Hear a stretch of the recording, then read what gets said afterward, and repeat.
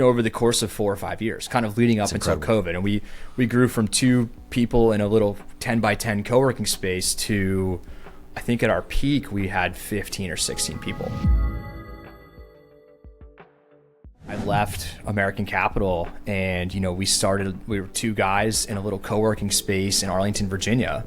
And we started looking to try and buy, I had bought a 5-unit building in Baltimore. And I kind of knew the next progression was, I think we bought a 20 unit and then a 25 unit.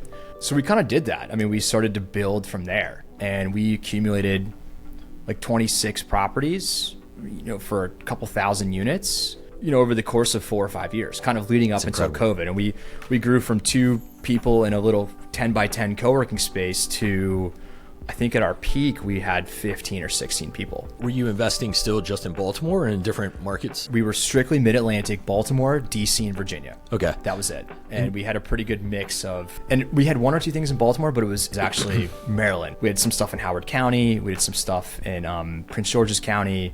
We had a couple littler projects in DC, but really I was always adamant about Hampton Roads. Being from down here in Richmond, I was adamant that it was a great market, given the workforce renter base, the military draw, the industry here, and just my bias being from 757. I still have my 757 phone number today. I just was adamant that, this was a place to be. So we accumulated a pretty good mix. I think it was, 26 properties, I think, across pretty equally DC, Maryland, and Virginia. And just to get an idea of the size of the properties, what was the biggest property that you had by unit count?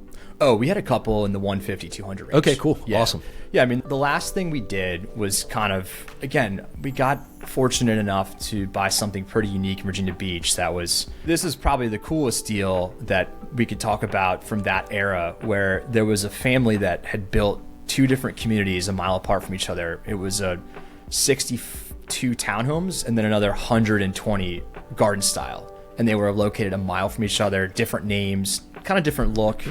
They were held and built by the family that developed them since late 80s. Awesome. And for whatever reason, I had this idea that we could buy them and combine them under one banner, save on costs, rebrand it as one asset, make it all look and feel the same. We bought that project for $21 million. We spent about $2 million renovating 50 to 60 units and, a light cosmetic renovation, kitchens, bathrooms.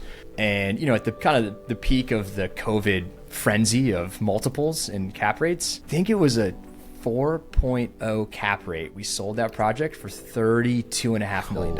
At that point, we had built ourselves up to, that was my first institutional investor. Awesome. We had a Boston-based private equity firm come in and give us a very large check for that deal, $7 million check to buy that project. So that was our first institutional investor. It ended up being a 45% IRR. It's awesome. And that was a huge outcome. And again, timing, market conditions. So that was kind of the last thing we did. We built our way up to that. And that was the biggest thing that we bought and sold. That's incredible. That's an awesome way to scale that business.